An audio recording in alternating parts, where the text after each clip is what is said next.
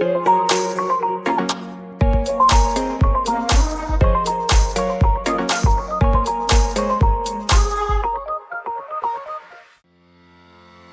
back to the Hollywood Makers, where we break down the stories, changes, and strategies reshaping media and entertainment. I am your host, Claudia Cano Asbjornsen. In today's episode, we talk about Paramount's major restructuring. What does the $8 billion Skydance merger mean for Hollywood?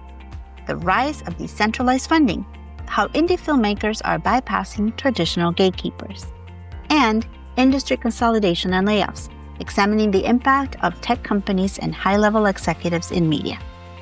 Let's dive in. Let's start talking about Paramount's major restructuring. After months of regulatory hurdles and behind-the-scenes restructuring, the $8 billion merger between Paramount Global and Skydance Media is almost done. If it all goes according to what is expected, the deal will close on August 7th. And the new company will be called Paramount Skydance Corporation, trading as PSKY on NASDAQ. What does that mean? Well, this merger signals a major power shift toward data-led, tech-integrated leadership in Hollywood. Skydance CEO David Ellison brings a tech-forward mindset that could completely reframe how content is developed, greenlit, and distributed. Instead of relying solely on creative intuition or traditional networks, decisions will increasingly be driven by data analytics, algorithmic insights, and tech-optimized strategies, changing what kinds of stories get told, who gets to tell them, and how they reach audiences. On the sidelines, some observers have subtly noted Ellison's ties to Republican donor networks, including connections linked to the president.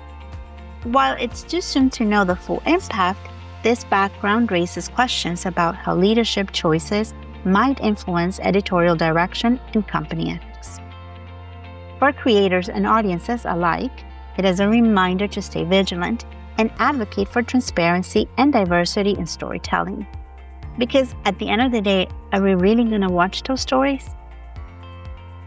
Well, moving on to how decentralized funding is changing, as traditional studios consolidate power and tighten budgets, indie filmmakers face increasing challenges getting projects off the ground.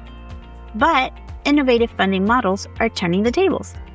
Decentralized funding platforms like Kickstarter and Indiegogo have long provided alternatives, but the emergence of blockchain and crypto-based crowdfunding is opening exciting new possibilities.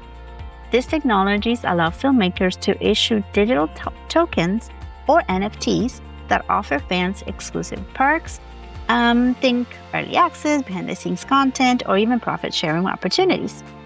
This creates a direct connection between creator and audience.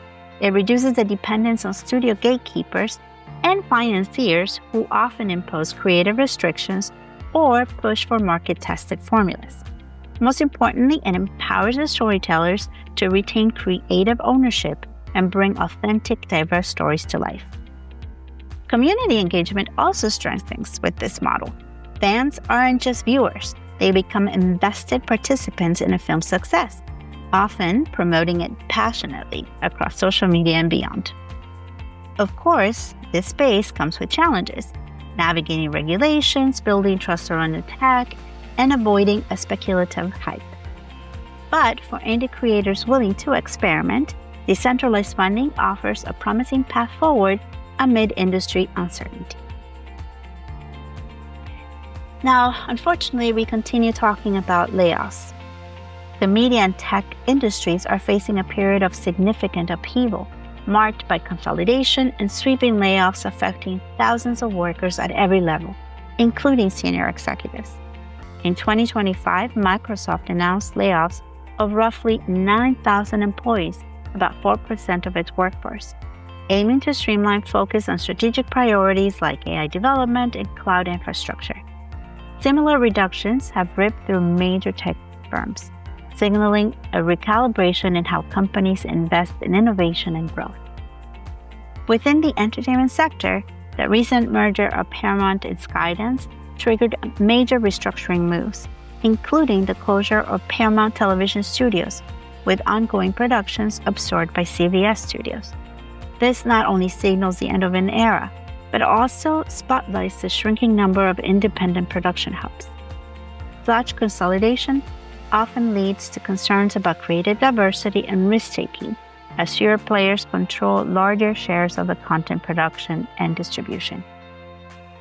Unfortunately, according to several entertainment outlets, after more than 30 years of celebrity scoops and red carpet recaps, E! News is signing off again.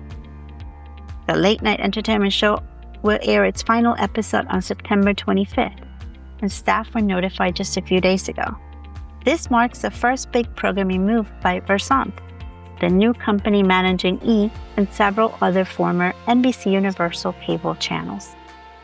Now, if this feels familiar, it is. E! News was previously canceled in 2020, only to return 2 years later. But unfortunately, this time it looks like the show is wrapping for good, at least on TV.